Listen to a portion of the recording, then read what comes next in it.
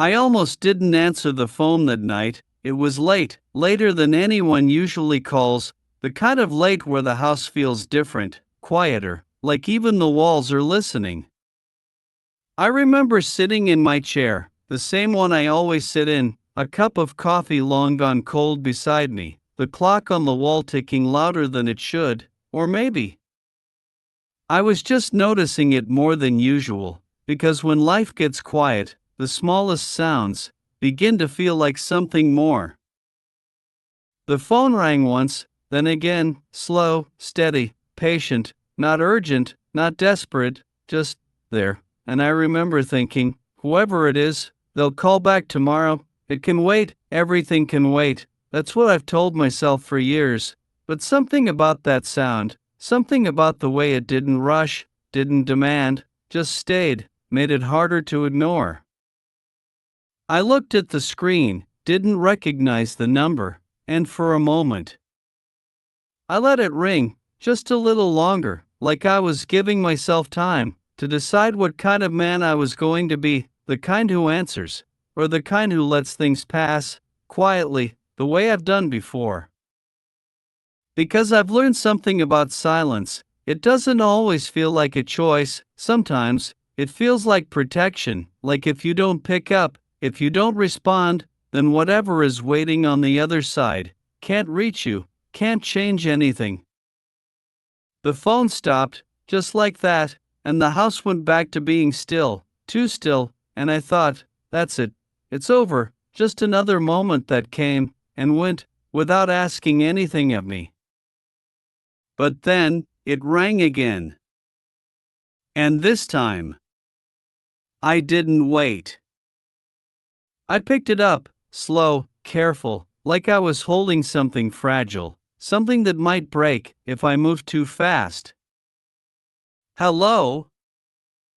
My voice didn't sound like mine, it sounded older, thinner, like it had been sitting in silence for too long. And then, there was a pause. Not empty, not disconnected, just a pause, the kind that carries something inside it, something you can feel, even before it's spoken. And then I heard it. Dad. Just one word, quiet, uncertain, like it wasn't sure it had the right to be said anymore. I didn't breathe, not right away. Because there are moments in life when everything stops, not the world, not time, just you, standing still inside something you never thought you'd hear again. It was him. My son. The one who left, without saying goodbye. The one I told myself, didn't care. The one I told everyone else, had his own life now, his own choices, his own reasons.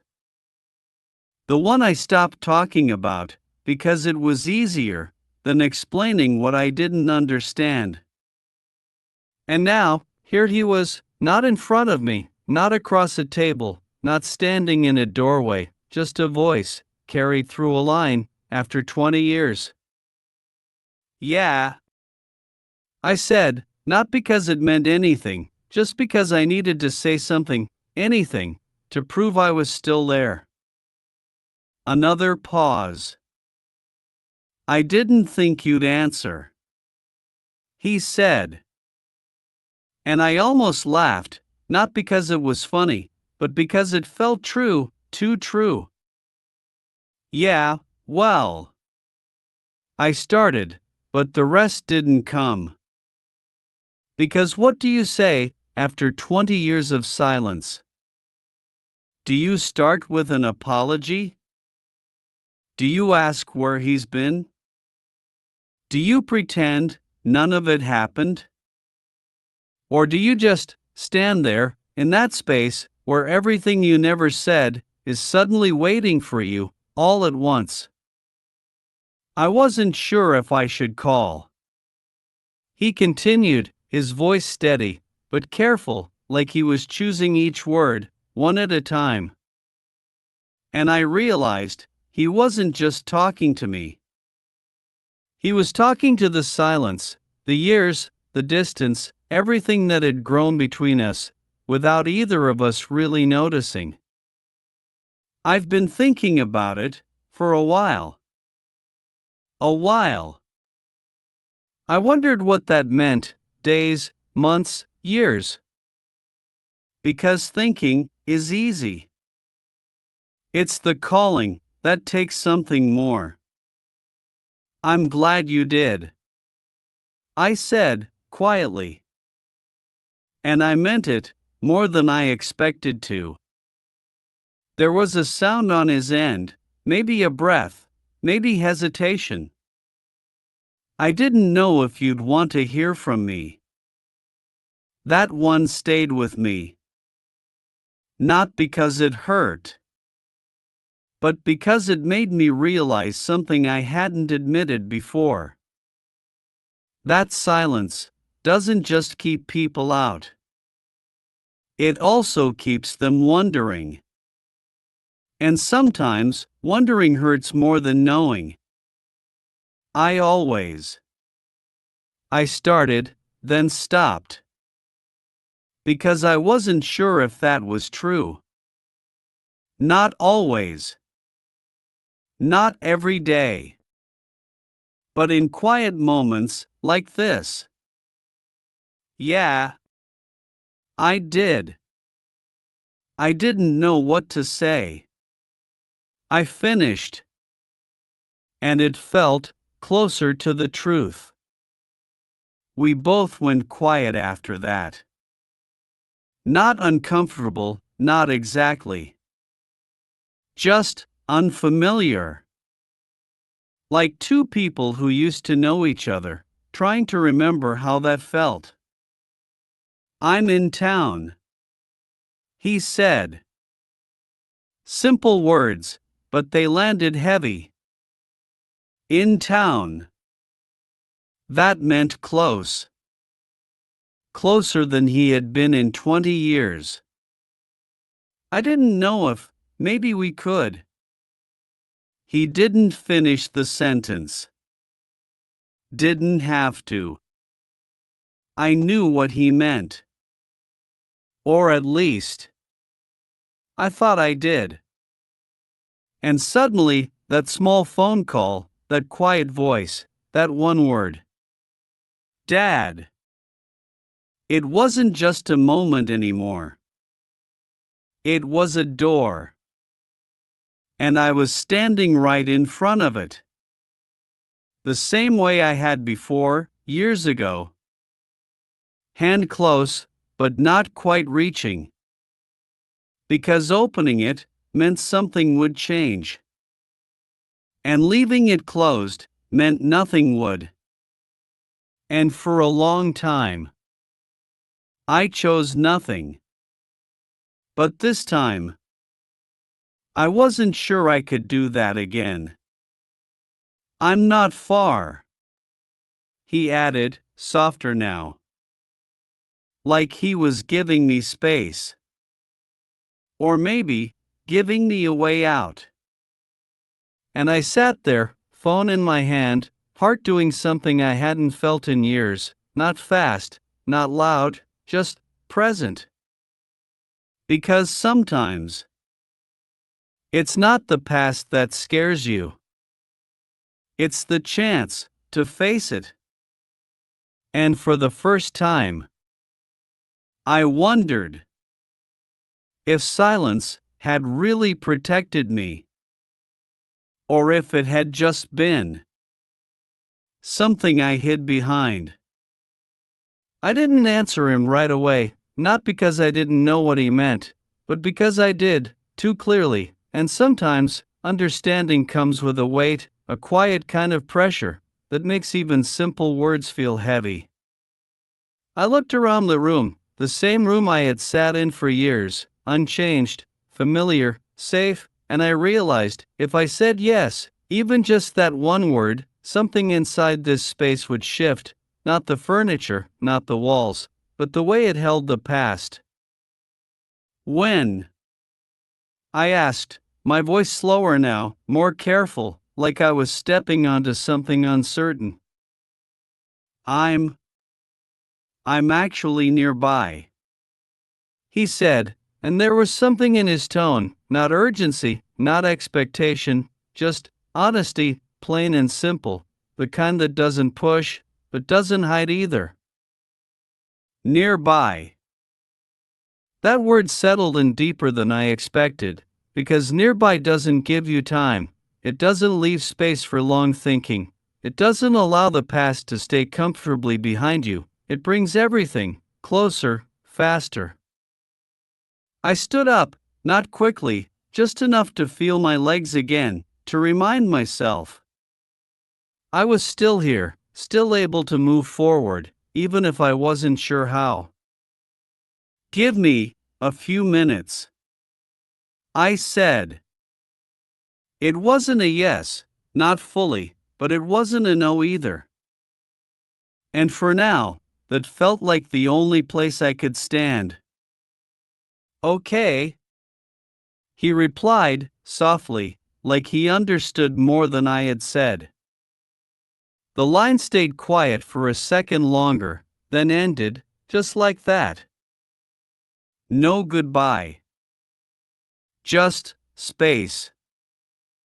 I set the phone down slowly, the same way I had picked it up, like it mattered, like it held something fragile.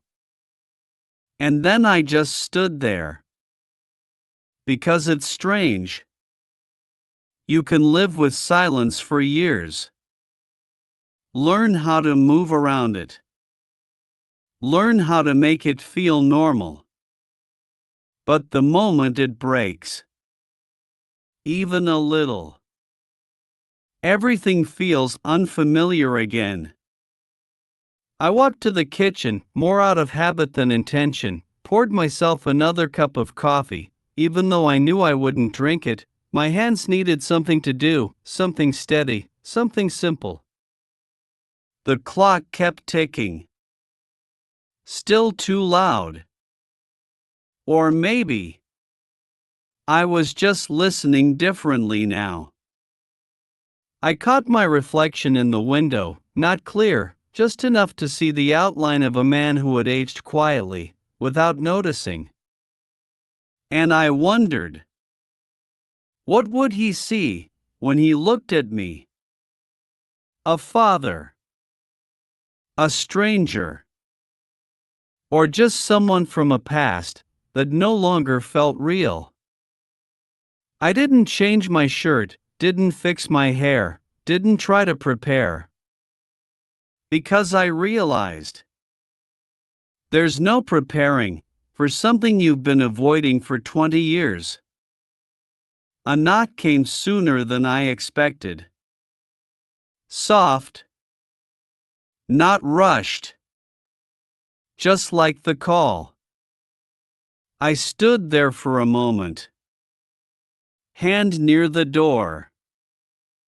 Not touching it yet. Because doors, they carry a kind of finality. Once opened, things move forward. And once closed, they stay behind. And I had lived a long time, keeping certain doors closed. But this one, it had already opened. The moment I answered the phone, I turned the handle, slowly. The door creaked, just a little. And there he was. Standing a few steps back, like he didn't want to come too close too quickly. Older, of course. Not the boy I remembered. Not even close. His hair shorter, touched with gray, his shoulders a little heavier, his eyes. His eyes were the same. That was the first thing I noticed. Not because they hadn't changed, but because they still carried something familiar. Something I couldn't name, but recognized immediately. We didn't speak. Not right away. Because sometimes words come after recognition, not before. Hi, he said. Simple, careful, like he had practiced it and then decided not to. Hi, I answered. And for a moment, that was enough. 2 words. After 20 years. And neither of us knew what to do next.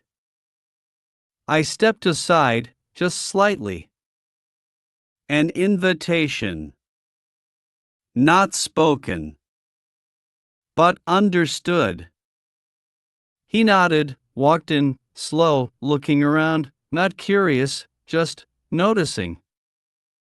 Like someone returning to a place that used to mean something. It's the same, he said.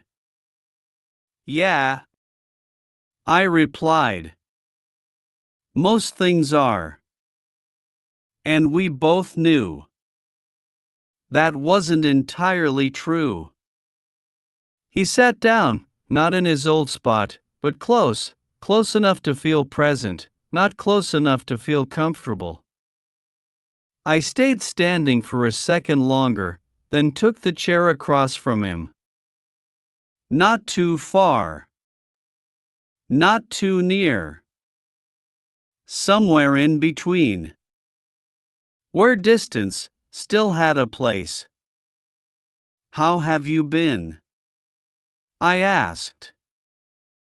The question felt small, compared to everything it carried. But it was a start. I've been, all right, he said. A pause. Then a quiet breath. I almost didn't come. I nodded. I almost didn't answer. And something shifted. Not much. Just enough for the space between us to feel a little less empty. We sat there. 2 people. Bound by something neither of us fully understood anymore. And yet, still here. Still trying. In the only way we knew how. And I realized. This wasn't about fixing the past. Not yet. Maybe not ever. This was just about not walking away. Again.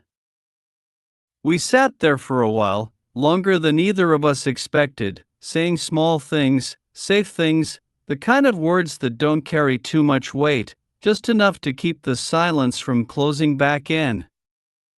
I asked about his work, he asked about the house.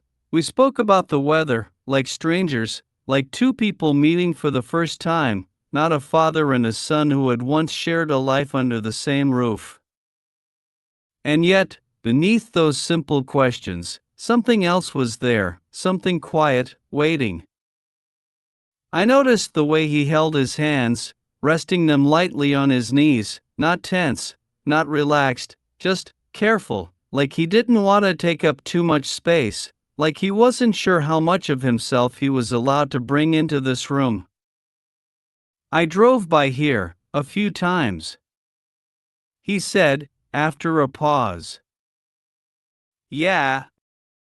I nodded, though I hadn't known. I didn't stop. He added, almost apologetically. I understood that, more than I expected to. Because sometimes, coming back isn't the hard part. Stopping is. What changed? I asked, not pushing, just wondering. He looked down for a moment, not avoiding, just choosing. I guess. He began slowly. I got tired of not knowing. That stayed with me. Not knowing. It sounded simple, but it wasn't. Because not knowing isn't empty. It's full of questions, of imagined answers, of things that grow bigger over time. And I realized, maybe he hadn't just been gone all these years. Maybe he had been carrying something too. Something I never thought to ask about. I thought you knew, I said, before I could stop myself. He looked up, not surprised, just steady. Knew what? And there it was. That space. The one we had both been circling. The one we never stepped into. Not then. Not now. Not yet. I leaned back slightly, feeling the chair beneath me, grounding. Why you laughed? I said, quieter now. He didn't answer right away. Not because he didn't have one.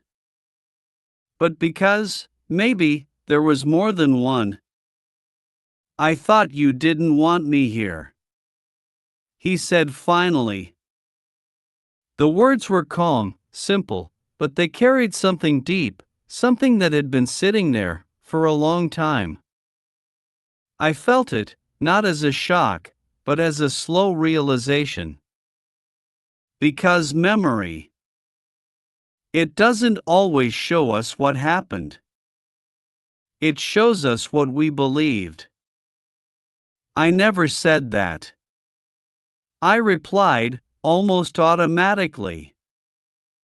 And even as the words left my mouth, I knew that wasn't the whole truth.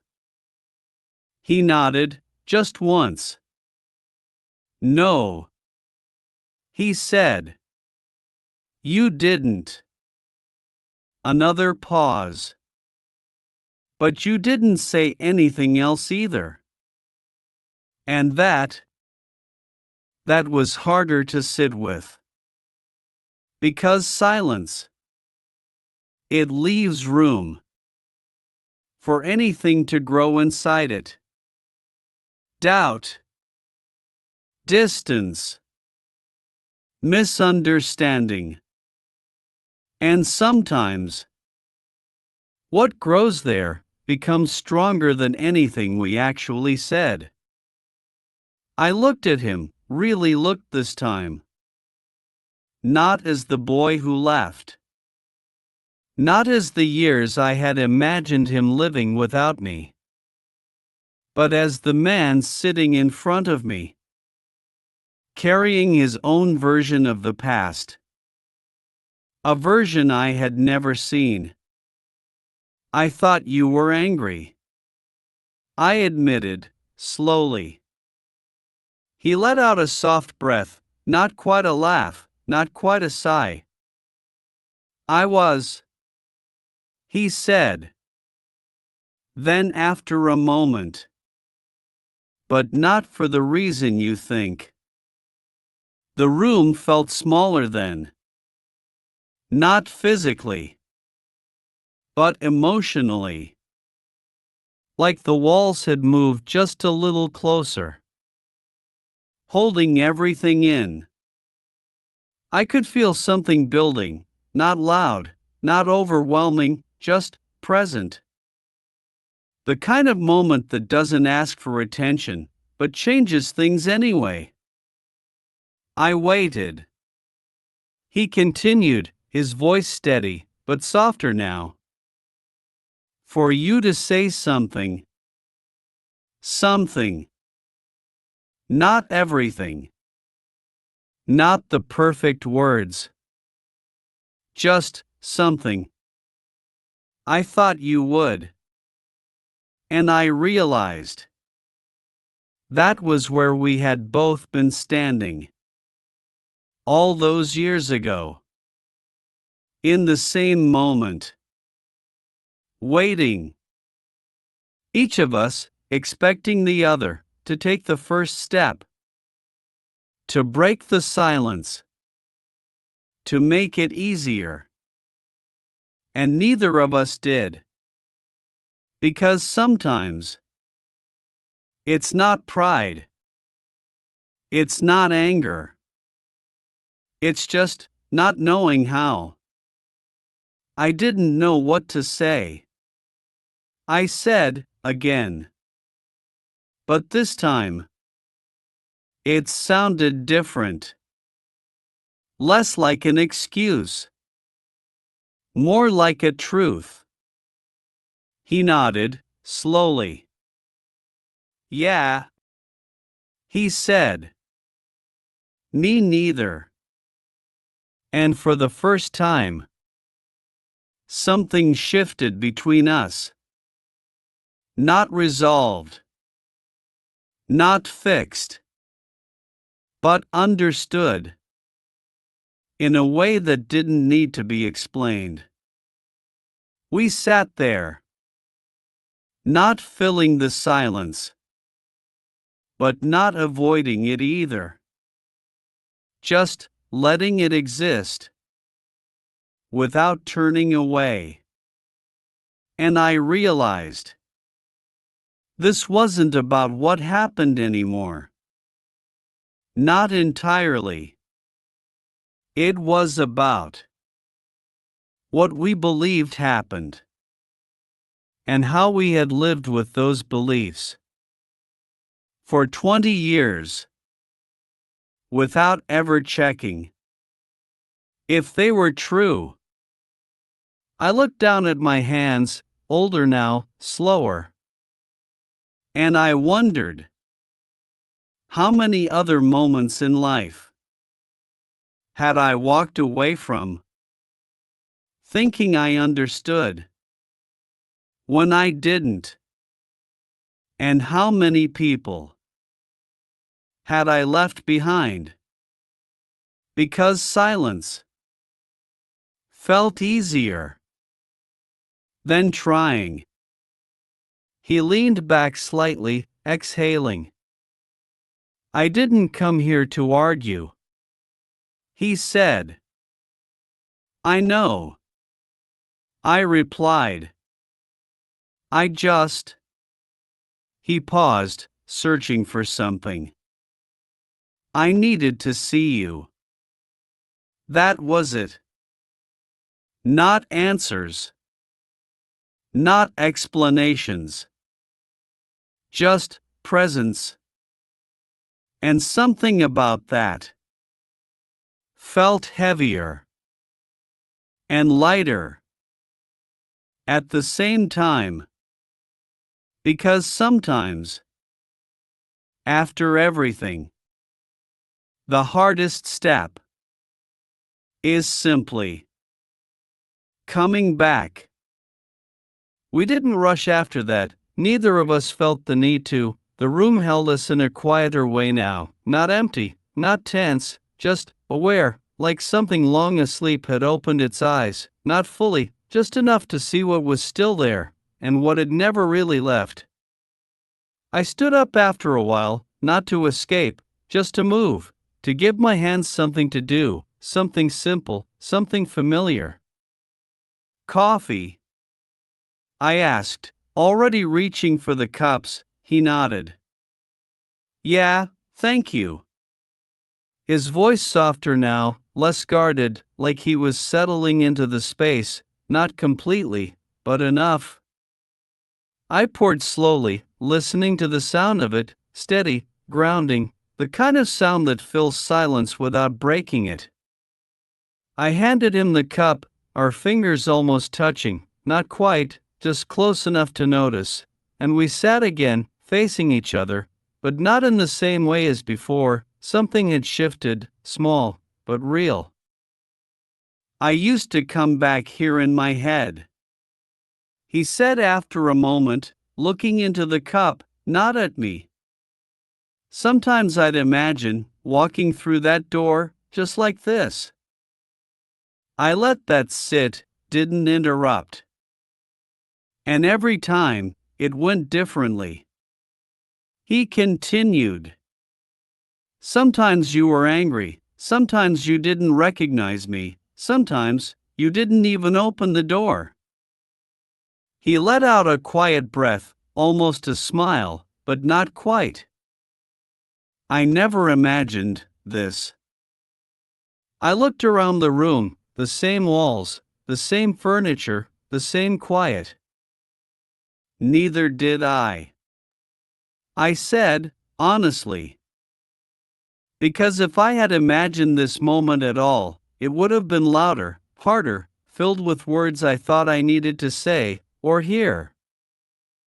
But this was something else. Quieter. More fragile. More real. He set the cup down carefully, like he didn't want to make a sound. There's something I should tell you, he said. And I felt it. Not fear, not exactly. Just awareness. The kind that comes before something shifts. I didn't respond. Just nodded, slowly. Because I knew. Whatever this was, it had been carried for a long time. I didn't leave just because of that night, he said. That night. The words hung there. Undefined. Unfinished. But we both knew which night he meant. The one we never spoke about. The one that somehow became everything. I told myself that was the reason. He continued. It was easier to point to one moment, one thing, one silence. I stayed still, listening, not just to the words, but to the spaces between them. But it started before that. He said. That caught me. Not sharply, but deeply. Because it meant this wasn't just about one mistake. One missed sentence. One choice. It meant there had been more. More I hadn't seen. Or hadn't wanted to see. I felt like I was already gone, he said quietly. Before I even left. I looked at him then, really looked. And I could see it. Not in the way memory shows you, but in the way truth sometimes arrives. Without asking permission. I didn't know. I said. And this time, there was no hesitation. No defense. Just truth. He nodded. I know. Not accusing. Not blaming. Just stating. And somehow, that made it harder. And easier. At the same time. Because there's something about being seen clearly. Even in your absence. That changes the way the past feels. I thought, if I stayed, things would stay the same. He said. And I didn't know how to fix that.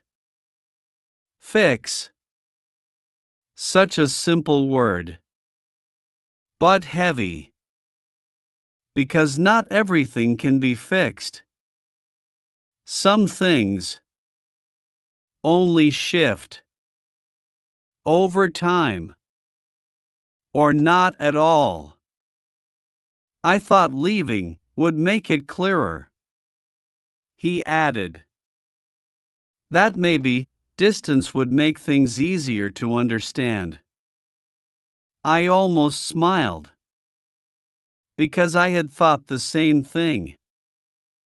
From the other side, that distance would make it easier to forget, to move on, to not feel what I didn't know how to face. But distance doesn't do that. It just changes the shape of what you carry. I wrote to you once, he said suddenly. I looked up, surprised. I never got anything. I didn't send it. He replied. A small pause. I didn't know if it would matter. There it was again. That quiet space, where both of us had stood, waiting, hoping, but never stepping forward, because we weren't sure if it would be received, or understood, or even wanted. I would have read it, I said, and I meant that, even if I didn't know what I would have done after. He nodded. Yeah. Another pause. Not empty, just full of everything we were only beginning to see. And then he said something, so quietly, I almost missed it. I didn't think you needed me. That one didn't just land. It stayed. Because I had spent years telling myself the opposite. That he didn't need me.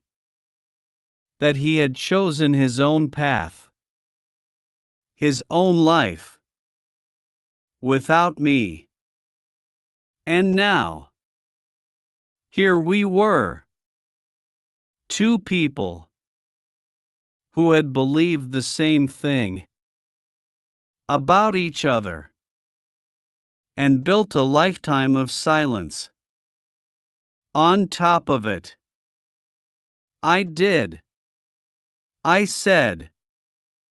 The words came out slower than I expected, but they were steady. I just didn't know how to say it. And for the first time, that didn't feel like something missing. It felt like something finally spoken. He looked at me, not searching, not questioning, just listening. And something in his expression softened. Not completely, but enough for me to see that maybe, just maybe, we hadn't lost everything. Not entirely. Not yet. The room felt different now. Not lighter, but clearer. Like something that had been sitting in the dark had finally been brought into the open and wasn't as sharp as we thought it would be. We didn't try to fix anything after that. Didn't rush to fill the space with answers. Because sometimes understanding doesn't come all at once. It arrives slowly, in pieces, in moments like this, where two people sit across from each other, and finally, stop guessing. We didn't try to solve everything that night, we didn't go back and fix each moment, didn't search for the exact words that could have changed the past, because something in both of us understood, it wasn't about that anymore. It wasn't about finding the perfect explanation, or deciding who was right or wrong. It was about something quieter, something harder to name. We sat there, longer than we needed to, not out of obligation, not because we had more to say, but because neither of us wanted to be the first to stand up, to walk away, to turn this moment into another memory we might one day question. The clock kept ticking, steady, unchanged, like it always had, but it didn't feel as loud anymore, maybe because, for the first time in years, I wasn't alone in hearing it. He looked around the room again, slower this time, like he wasn't just seeing it, but remembering it, in his own way. I used to think, if I came back, it would be harder than this, he said quietly. I nodded. Me too. And that was the truth. Because we had both spent years building something in our minds, something heavier, sharper, something that made this moment feel impossible. But now that it was here, it wasn't impossible. It was just human, imperfect, incomplete, but real. I can't stay long, he said after a while. Not as an excuse, not as distance, just honest. I know, I replied. And I did. Because this wasn't about staying. Not yet. This was just about coming back. And sometimes, that's the hardest part. He stood up slowly, and I followed, not because I had to, but because it felt right, like something should move forward, even if it was small. We walked to the door, the same door, where years ago, something had ended, without either of us knowing it. And now, here we were again. Not the same people. Not in the same moment. But standing in the same place. With something different between us. Not silence. Not anymore. Just space. The kind that can still be crossed. He paused before stepping out, his hand resting lightly on the door. I don't know what happens next, he said. Neither did I. And for once, that didn't feel like something to fix. We'll figure it out, I said. Not as a promise. Just a possibility. And he nodded. Not fully certain. But not turning away either. And then, he stepped outside. The night was quiet, just like before. But it didn't feel the same. Because something had changed. Not the past. That was still there. Still unfinished. Still shaped by everything we didn't say. But the way we carried it, that had shifted. Just a little. And sometimes, that's enough. He took a few steps, then stopped, turned back. Not quickly, not dramatically, just naturally.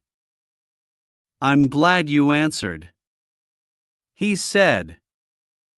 And I felt that. Deeper than I expected. "Me too," I replied. And this time, there was no hesitation. No second thought. Just truth. He gave a small nod, then walked away, not far, not fast, just forward.